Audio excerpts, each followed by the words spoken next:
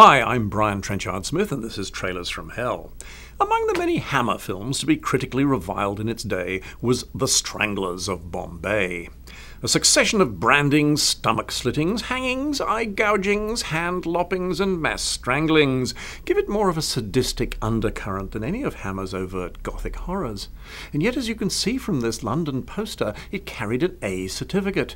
Kids could get in if accompanied by an adult, and I did. The British Board of Film Censors' records on the subject are curiously missing. They took some heat from the morality pundits for their decision, but we know they demanded many cuts, including shots of bit player Marie Devereaux watching torture and murder with heaving bosom and wet-lipped excitement suggesting sexual arousal. You can see this clip of her in the international trailer, but her reaction shots were all but eliminated from the British version of the film. The story was based on real events that took place in India in the 1820s. The word thug comes from the Hindi word thaga, meaning deceiver. Thuggis were members of a century-old cult dedicated to robbery and murder by strangulation, the method authorized by their goddess Kali. They often murdered entire caravans of merchants and travelers. Historians believe Thuggis killed 1 million people over a 5-century reign of terror. Only when the Thuggis started to affect the profits of Britain's East India Company was the cult uncovered and destroyed. Stranglers was shot at Bray Studios and the Gerrards Cross sandpits, doubling for the Indian desert, on a budget of £100,000 sterling. Its production values are greater than this trailer would indicate.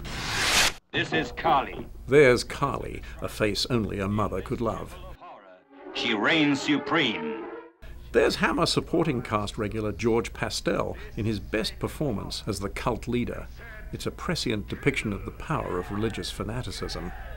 The success of Hammer's Japanese POW shocker, The Camp on Blood Island, revealed a taste in British cinema audiences for foreigners behaving badly, particularly if they were of a different hue. The Thuggy cult was ideal material for a follow-up.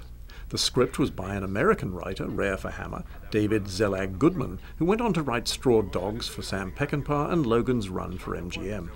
It's well-researched with a subtext that is both anti-corporate and critical of ruling class incompetence. Coming up, a brief shot of Twin Peaks, the abundantly talented Miss Devereaux, sadly missing from the DVD. This international trailer is much more graphic than the British released trailers were allowed to be. They all had to obtain a U certificate, and I had my battles with the censor over Hammer trailers I made, and I always lost. The Cell focuses solely on the sensational and ghoulish aspects of the film. In fact, Terence Fisher, probably Hammer's best director, styles the film as Victorian melodrama, but depicts the horrors with a clinical detachment that adds realism. Murder by intruders in your sleep is a fear everyone can relate to. That is why the film was so disturbing in its day. One memorable sequence is where Guy Rolfe is staked out to be bitten by a cobra. There was a large sheet of glass between him and the snake.